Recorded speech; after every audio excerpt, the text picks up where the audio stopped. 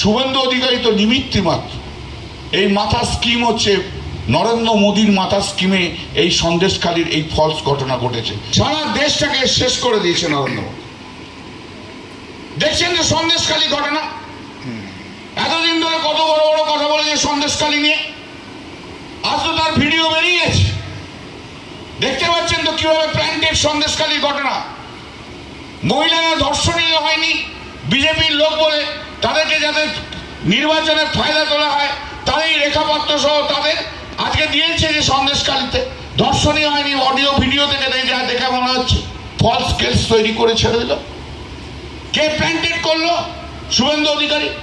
লোকে তো তাই বলছে, সবাই তো তাই বলছে। আমি আর একটা কলম বাড়িয়ে বলছি, শুভেন্দু অধিকারী তো নিমিত্তি মাত্র।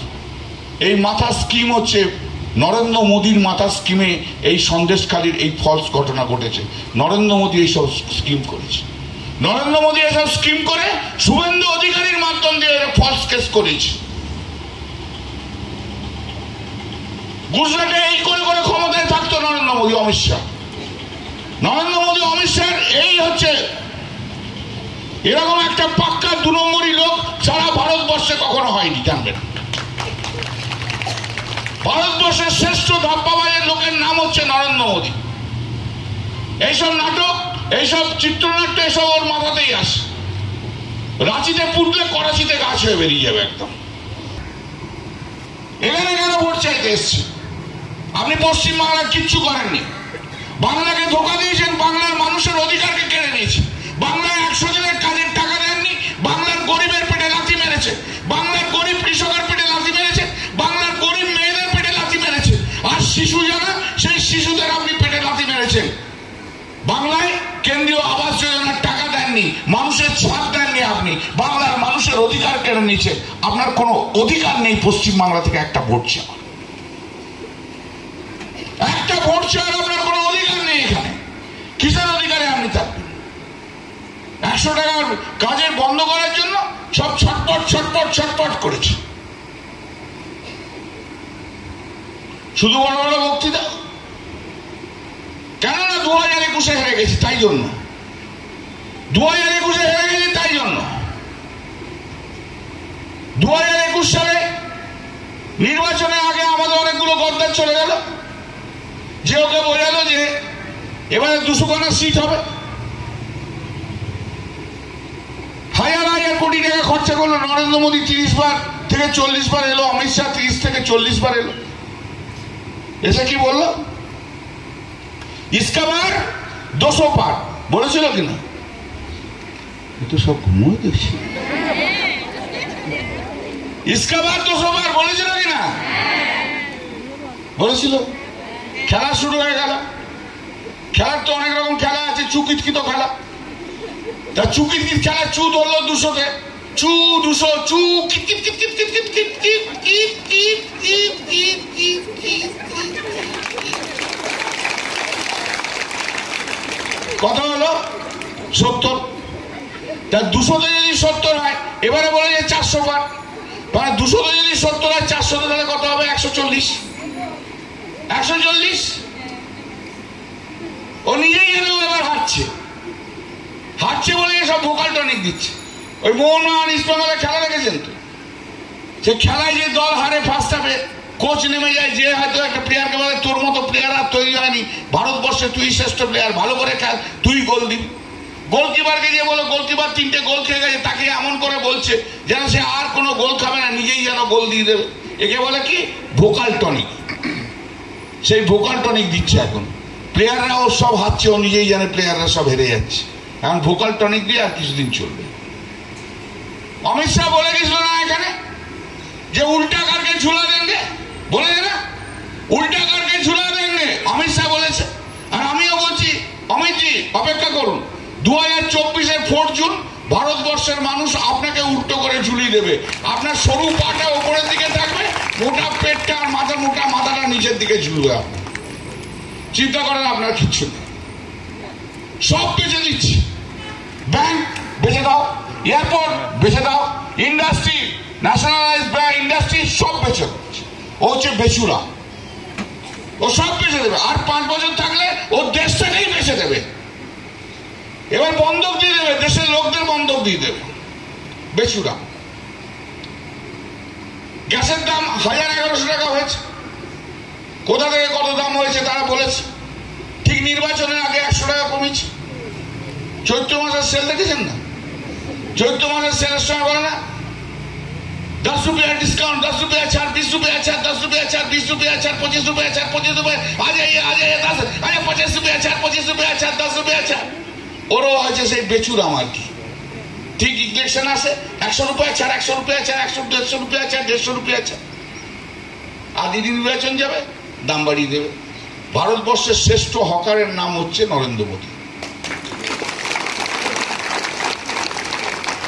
আরে ভারতবর্ষের শ্রেষ্ঠ অভিনেতাকে কেউ বলো অমিতাভ বচ্চন, কেউ বলো অমিতাভ বচ্চন, কেউ বলে না শাহরুখ খান, কেউ বলে না দাদা সল্লু ভাই সালমান খান, তাই তো?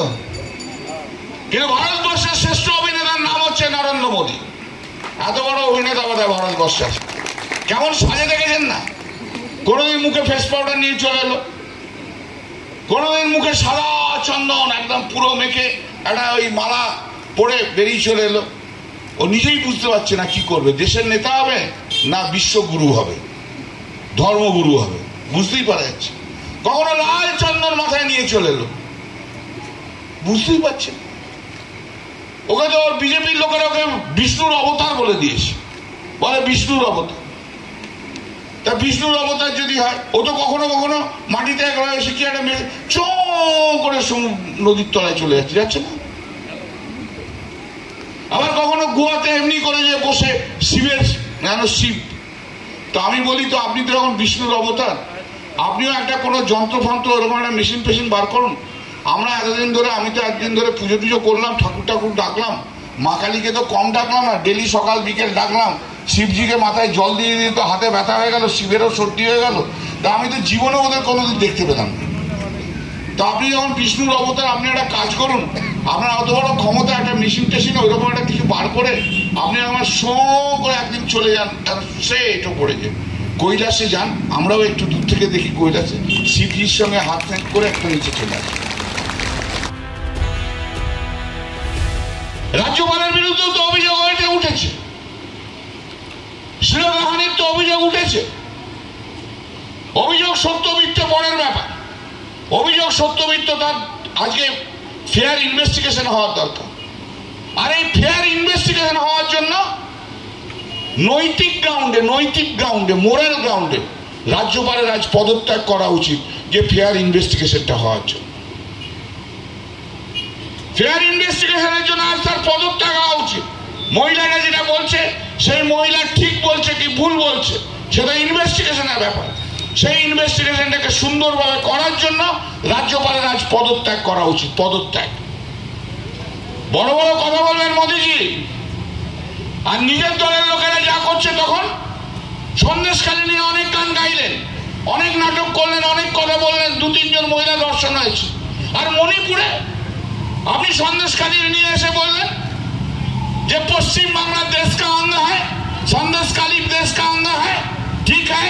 তা মণিপুরে যখন গত 1 বছর ধরে 400 থেকে 500 মহিলাকে সিপিএম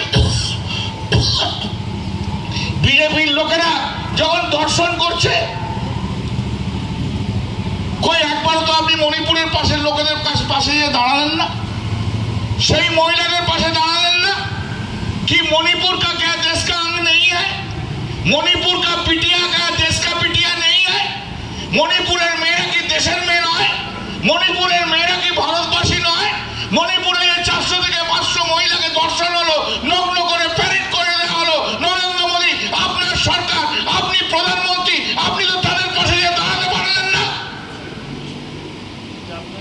একটা অযোগ্য প্রধানমন্ত্রী, দেশের কলঙ্ক একখানা। যে দেশের প্রধানমন্ত্রী থাকতে মণিপুরের মতো জায়গায় 500 মহিলা দর্শন হয়, এই অপদার্থ প্রধানমন্ত্রীকে সরানো উচিত। ভারতের লজ্জা, ভারতবর্ষের মেয়েদের জন্য সবচেয়ে বড় লজ্জা, তার নাম হচ্ছে নরেন্দ্র মোদী।